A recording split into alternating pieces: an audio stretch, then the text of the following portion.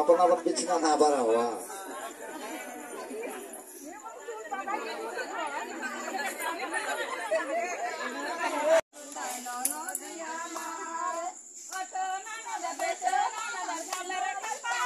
যে কোনো জাতিসত্তার যে অস্তিত্ব তার অস্তিত্ব ফুটে ওঠে তার সংস্কৃতির মধ্য দিয়ে। আদিবাসীরা বাঙালির যে নয় এবং এরা যে এই ভূখণ্ডের আদিবাসিন্দা সেই জায়গাটা ফুটে তোলার জন্য মূলত কারাম উৎসবের মধ্য দিয়েই আদিবাসীদের নিজস্ব অস্তিত্ব এবং প্রকৃতির প্রতি যে প্রেম যে ভালোবাসা সেটাই তারা কারাম উৎসবের মধ্য দিয়ে তুলে ধরে।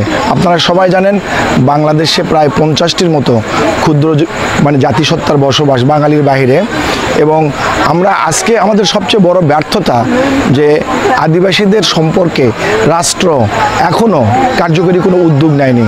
এমনকি আপনারা জানেন যে এখানে সাংবিধানিক স্বীকৃতিটুকু পর্যন্ত দেয়নি।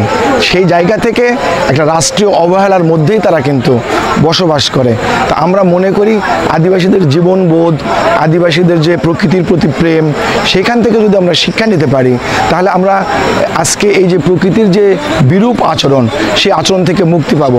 সেই কারণে আমরা মনে করি যে এই যে পুজোটা হচ্ছে, যেটাকে কারাম পূজা বলছি, মূলত এটা একটা প্রকৃতির প্রতি প্রেম, বৃক্ষের যে পূজা সেই পূজাটাই এরা করে থাকে আর কি।